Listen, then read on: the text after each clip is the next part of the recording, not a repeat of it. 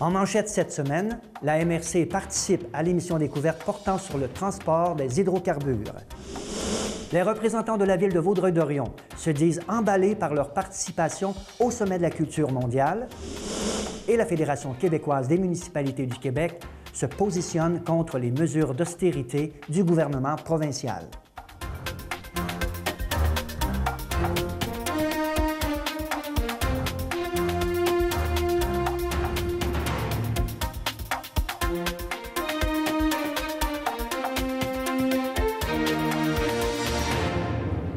Bonjour et bienvenue à votre hebdo régional de Vaudreuil-Soulanges. Grand reportage à Radio-Canada sur le transport des hydrocarbures. Le 22 mars dernier, le conseiller en communication de la MRC de Vaudreuil-Soulanges, Simon Richard, a participé à l'émission découverte sur les ondes de Radio-Canada à titre de représentant des municipalités. Le reportage portait sur le transport des hydrocarbures et tentait d'établir si le transport par pipeline est plus sécuritaire que par train. Cette question de transport des hydrocarbures est donc très sensible pour la région puisque Vaudreuil-Soulanges est la MRC ayant le plus de pipelines et de chemins de fer au Québec. En plus de travailler de près sur les questions de pipelines, Simon Richard a également étudié les enjeux de dépendance énergétique dans le cadre de sa maîtrise en sciences politiques. L'émission est disponible sur le site de Tout-TV. De retour de Bilbao depuis samedi, messieurs Guy Pilon, maire, Rénal Gabriel, conseiller municipal, et Michel Vallée, directeur du service des arts, de la culture, des loisirs et de la vie communautaire, se disent emballés par la participation de la ville de Vaudreuil-Dorion au premier sommet de la culture mondiale qui réunissait plus de 250 délégués invités provenant des 5 continents. Tous trois ont spécifié que ce déplacement leur a permis de constater à quel point le positionnement de la ville de Vaudreuil-Dorion sur l'échiquier mondial en matière de culture est enviable et pertinent. Le maire Guy Pilon s'est dit fier de se retrouver à 8000 km en compagnie de maires de villes de 10 millions, de 3 millions, de 100 000 habitants et de réaliser que Vaudreuil-Dorion a quelque chose à apporter à tout ce monde-là. Preuve que la grandeur de la ville n'a pas d'importance, c'est ce qu'on fait pour les citoyens qui fait la différence. À l'aube du dépôt du deuxième budget l'ETAO, la Fédération québécoise des municipalités presse le gouvernement à insuffler de l'oxygène aux régions du Québec. Selon l'organisme, en 2014, le gouvernement a pris rapidement un ensemble de décisions dont les impacts cumulatifs n'ont pas été mesurés. La Fédération a d'ailleurs déjà annoncé la tenue du grand rendez-vous des régions le 3 juin prochain, afin de mobiliser les acteurs du milieu municipal pour réaffirmer haut et fort la place primordiale qu'occupent les régions quant à la prospérité et la vitalité de tout le Québec. L'Association des gens d'affaires de l'île Perrot a le plaisir de vous inviter à rencontrer M. Luc Maurice, fondateur et président du groupe Maurice. Président du conseil d'administration du Regroupement québécois des résidences pour aînés, M. Maurice œuvre pour le mieux-être des personnes âgées afin de préserver leur indépendance avec respect et humanité. La rencontre aura lieu le 22 avril prochain au club de golf Windmill Heights à Notre-Dame de l'île Perrot. Le 23 mars dernier, 138 donneurs sont venus à l'Omnicentre de Pincourt pour la collecte de sang annuelle du conseil municipal. Lors de cette collecte, un hommage a été rendu à Pierrette Lalonde, une résidente de Pincourt qui a cumulé 31 ans de service comme chef d'équipe des bénévoles lors des collectes de sang du conseil municipal de Pincourt. Pour tout connaître sur le processus de don et ses retombées, visitez le site web d'Emma Québec. Le Centre de santé et de services sociaux de Vaudreuil-Soulanges désire informer la population de la fermeture de sa clinique Santé Voyage, et ce, depuis le 1er avril. Les personnes qui désirent obtenir des services de consultation et de vaccination en lien avec un voyage peuvent communiquer avec les cliniques médicales et les pharmacies du territoire offrant le service. Pour plus d'informations, ils peuvent visiter le site web de l'Agence de santé publique du Canada. Le Centre de santé de services sociaux de Vaudreuil-Soulanges rappelle à la population qu'une clinique de douleurs lombaires existe au CLSC et au Centre de services ambulatoires de Vaudreuil-Dorion. L'usager pris en charge est suivi pendant 6 mois par une équipe de professionnels qui met l'accent sur l'activité physique et renforce la capacité de la personne à gérer sa douleur. Également offert par le C3S de Vaudreuil-Soulanges, le Centre d'abandon du tabagisme offre un groupe de soutien qui commencera le 15 avril prochain. La Maison Félix-Leclerc a tenu son assemblée générale le 26 mars dernier dans le salon de la Maison complètement restauré. La présidente Lorraine Messer y a présenté le rapport annuel et a dévoilé officiellement les résultats financiers du projet de restauration. Le budget estimé à 1,8 million de dollars pour les travaux de restauration de la maison et la construction du nouveau pavillon d'accueil a été respecté. Le conseil d'administration a profité de l'Assemblée générale pour rappeler que le financement est loin d'être terminé et que la population est invitée à contribuer à la campagne afin de permettre à l'organisme de respecter ses engagements financiers. Toujours au sujet de la Maison Félix-Leclerc, celle-ci rappelle que l'édition 2015 du souper gastronomique Hymne au printemps, au profit de l'organisme, aura lieu le 29 avril prochain à 18 h au restaurant Olivia. Les billets sont officiellement en vente au coût de 150 $ par personne depuis quelques jours. Le menu gastronomique unique sera composé de plats élaborés et délicieux, accompagnés d'un excellent vin. De plus, de la musique et un encan ajouteront une ambiance festive à cette soirée qui est une tradition, attirant chaque année des fidèles, mais également de nouveaux participants qui deviennent rapidement des habitués des activités de l'organisme.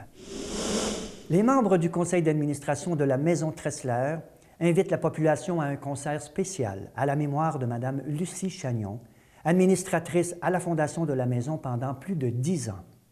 Pour l'occasion, plusieurs membres de la famille Chagnon seront présents le 7 mai prochain à 19 h 30 afin de partager des moments intimes avec la chanteuse Shirley Theroux, amie de Lucie, et son pianiste accompagnateur Georges Tremblay.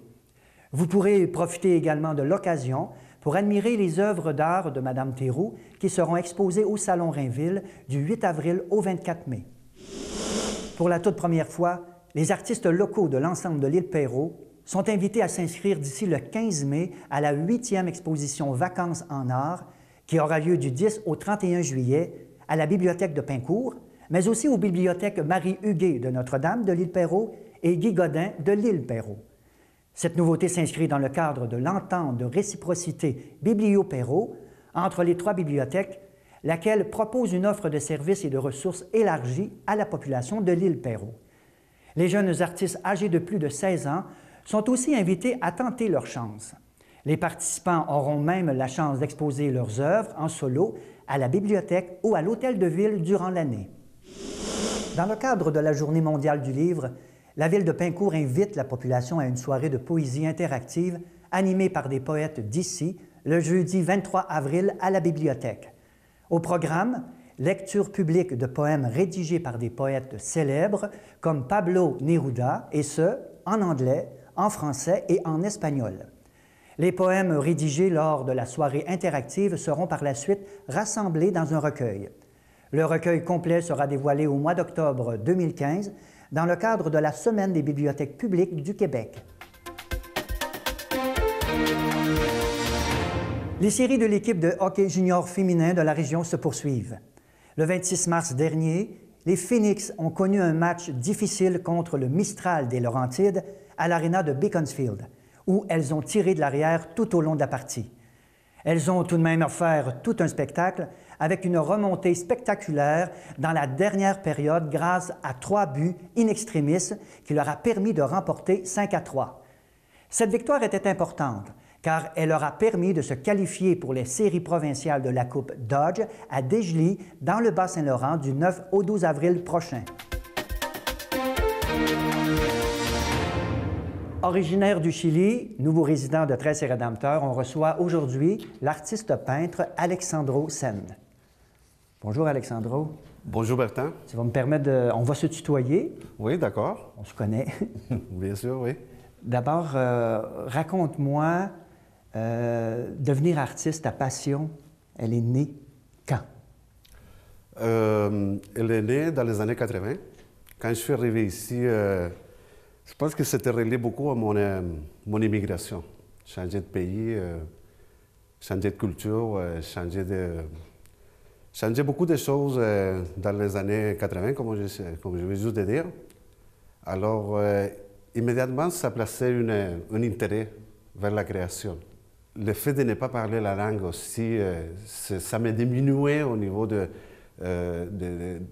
ma vie d'enfant. De l'intégration. Au niveau de l'intégration, ça a provoqué un état d'âme assez particulier. Alors, immédiatement, j'ai commencé à me renfermer dans ma vie, à essayer de trouver de nouveaux... C'était comme une renaissance dans quelque part. Et au Chili, tu n'avais pas été artiste avant? Tu n'avais pas fait des essais? J'étais très, très créative avec mes mains. Je faisais toutes sortes d'affaires, mais pas du tout les dessins. J'étais dans la musique au moins 2 ans. J'étudiais dans le conservatoire en instrument classique dans cette période-là, avant de m'en venir. Lequel? Fait qu'on peut faire peut-être un lien entre la musique et les arts, en quelque part. OK. C'est un moyen d'expression. J'étudiais le bois. J'étudiais le bois, oui, au conservatoire. Est-ce que tu en joues encore? Non, je ne joue plus le bois. Je joue la flûte, par exemple, juste pour... c'est comme aussi trouver un état d'âme assez spécial, jouer la musique. Mais je ne joue pas bien, par exemple. Ah ouais? C'est juste improviser un peu. Okay. Mais j'aime beaucoup. Et là, c'est à partir du début des années 80, quand tu es arrivé ici au Canada, au Québec, et tu as développé une démarche artistique à travers ton art visuel? Oui. Je commençais à dessiner beaucoup de croquis, beaucoup d'essais, des esquisses de dessin. Au début, je pense que j'ai fait environ 10 ans ou 8 ans de travail, de recherche d'enfants pour trouver un langage. Je me suis rendu compte immédiatement que faire les arts, si je voulais vraiment y aller loin ou vraiment faire à temps plein à 100%, il fallait créer son propre langage. OK. OK? Fait que j'ai fait beaucoup de recherches, beaucoup d'essais, beaucoup de croquis avant d'aller étudier à l'université, par exemple. Tu t'inspires de quoi? De ton enfance, du pays, des gens? Tu t'inspires des enfants? Tu t'inspires? Moi, mon inspiration, c'est surtout sur l'humain. J'aime beaucoup faire des portraits. Au début de ma carrière, c'est une des choses que je fais toujours, mais aussi de qu'est-ce que c'est la beauté, qu'est-ce que c'est tout ce que c'est qu'est-ce qu'on peut trouver la beauté qu'est-ce qu'on regarde quotidiennement. À travers les humains, à travers les paysages. Humains, à travers des paysages, ouais, okay. À travers de toutes sortes de choses qu'on voit et puis qu'on veut exprimer tant qu'artiste. Puis quand on travaille en relation à l'humain, par exemple, tous les côtés des expressions, tous les côtés de qu'est-ce qui se passe à l'intérieur d'une personne, c'est ça que je voulais aller chercher. C'est au niveau des portraits, puis au niveau des paysages, tout que si on peut regarder une ville dans tout son contexte, puis on peut voir plein de belles choses, belles formes, au niveau des architectures, au niveau du ciel, la lumière. Tout ça, ça m'a provoqué un intérêt vraiment fort pour exprimer avec mon propre langage les arts d'enfant. Tu viens de recevoir une bourse importante de 4 organismes pour créer une médiation culturelle. Avant de parler de ce projet-là, peux-tu me parler un peu d'une médiation culturelle? On entend parler souvent des médiations culturelles et puis c'est souvent utilisé ce mot-là. C'est quoi au juste une médiation culturelle? Médiation culturelle, c'est un mot qui vient dernièrement très populaire. On entend beaucoup parler de la médiation culturelle au niveau des artistes en général. Puis je trouve que c'est très important de comprendre qu'est-ce qu'on veut dire avec les projets de médiation culturelle. Pour moi, qu'est-ce que je vois, c'est que c'est une manière d'exprimer, transmettre un message d'une manière artistique, okay? Avec les citoyens en général, ou avec la communauté, ou avec des différentes situations, ça peut être différents groupes dans les écoles, dans les villages, même avec les groupes, les politiciens, on peut faire la médiation culturelle pour pouvoir transmettre qu'est-ce que c'est l'importance de la culture, les arts, dans le fond, comme outil de travail pour transmettre des messages. Moi, en tant qu'artiste, je trouve que mon devoir, ma responsabilité, c'est transmettre aux citoyens, ces personnes qui travaillent 40 heures par semaine, ou bien dans les écoles, où est-ce qu'il y a des problèmes, des situations, toutes sortes de situations comme le bullying, la violence. C'est utiliser les arts comme médium de pouvoir régler ces problèmes-là. Oui, oui, oui, oui. Et là, le ministère de la Culture, des Communications et de la Condition féminine, la Conférence régionale des élus, la MRC, Vaudreuil-Soulanges et Art et Culture Vaudreuil-Dorion ont mis en place un fonds et ont fait appel à des artistes pour déposer des candidatures et tu as été retenu pour une médiation culturelle dans Vaudreuil-Soulanges. Oui. Parle-nous de cette médiation culturelle-là et comment elle va se définir. En fait, j'étais très chanceux. Je sais que parmi les artistes, on a beaucoup de bons artistes, oui. De très bons. Alors, j'étais chanceux d'avoir qui ait retenu mon projet dans le contexte des projets de médiation culturelle. Parce que c'est un appel à candidature par rapport au projet de médiation culturelle. Et là, ton projet, parle-nous, est-ce que tu peux en parler? Bien sûr. Ah oui, vas-y. tu as approché quel groupe de personnes? En fait, mon projet s'appelle « 3 semaines vers la culture par les citoyens ». Okay? J'ai fait une recherche au niveau de la région où est-ce que je reste, c'est ici dans l'ouest de la ville, au niveau des villages comme Rigaud, Très-Saint-Rédempteur, Sainte-Marthe. Fait que là, je voulais voir dans chaque village qu'est-ce que ça apporterait un peu plus pour avancer dans la culture d'enfant. Oui. Okay? Alors, j'ai fait ce projet-là, indépendamment de chaque ville, avec une mission. Okay? La mission ici, à Rigaud, c'est l'environnement. Okay? C'est l'environnement comme tel. On va produire une toile avec les citoyens, que ça va être réalisé le 16 mai. Et tu fais appel à tous les citoyens? Oui. Et ça va se faire à quel endroit? Ça va être au Parc Chartier, oui. Ici à Rigaud. À l'extérieur? Oui, ça va être à l'extérieur. Ça va être le 16 mai. C'est un organisme communautaire qui organise l'événement. Oui. Moi, je suis allé chercher avec chaque village une circonstance, un événement où est-ce que je pouvais avoir le plus de monde, des citoyens, pour pouvoir exécuter mon projet de médiation culturelle. Alors, Rigaud, la thématique est l'environnement. Oui. Et à Très-Saint-Rédempteur? Très-Saint-Rédempteur, c'est le bienfait de la collectivité. Le bienfait de la collectivité... la coopération, entre autres. Oui, le travail en équipe, l'importance d'être ensemble pour avancer à toutes sortes de choses comme la culture, comme tout ce qui s'en vient à Très-Saint-Rédempteur avec le nouveau centre culturel, que ça va être l'église, que ça va être transformé en centre culturel. Et les citoyens de Très-Saint-Rédempteur vont participer le 16 mai aussi? Ça se fait simultané, non? Ça va être 3 événements. Un à Rigaud, que c'est le 16 mai, c'est avec un organisme communautaire, que je ne me souviens pas le nom dans ce moment-là. À Très-Saint-Rédempteur, je n'ai pas une date spécifique, mais probablement ça va être à la fin de l'été. Okay? À Sainte-Marthe, ça va être au milieu du mois de septembre pour la fête de la tomate. Ça, c'est la fête de la tomate à Sainte-Marthe. Le festival de la tomate. Le festival de la tomate. C'est l'événement le plus important au niveau des citoyens, où est-ce qu'il y a l'agglomération de plus du monde. Et la thématique à Sainte-Marthe, ce sera quoi? Là-bas, à Sainte-Marthe, c'est la famille et les citoyens. Oui, OK. Alors, on va réaliser une toile corporative, sociale, où est-ce que tout le monde il peut mettre son inspiration.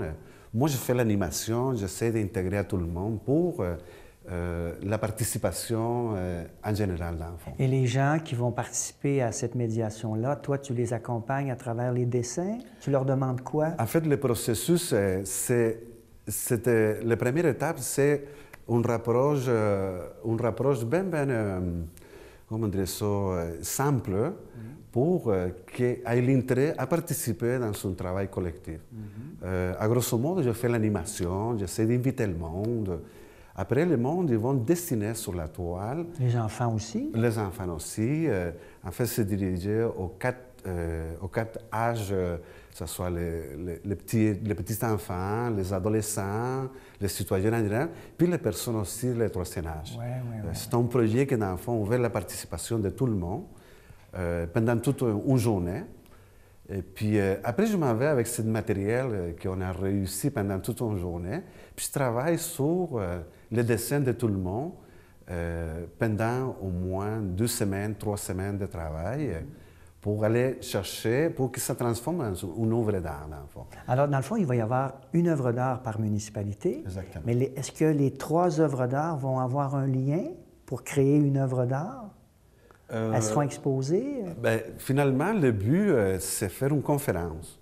Une conférence dans le thème des projets de médiation culturelle. En invitant tous les participants. En invitant tous les participants qui ont participé pour aussi faire le dévoilement de la toile comme telle. Qu'est-ce que le résultat est arrivé, qu'est-ce que les autres ont fait, puis qu'est-ce que moi j'ai fait. Ça veut dire que chaque municipalité, il y aura aussi un événement de présentation, de conférence avec les citoyens qui ont participé. Exactement. Ça peut s'échelonner jusqu'en 2016, si je comprends bien. Exactement. Ces œuvres-là seront exposées. Est-ce que tu les offres aux municipalités? Oui. En fait, mon projet aussi, c'est une partie aussi du don de la toile.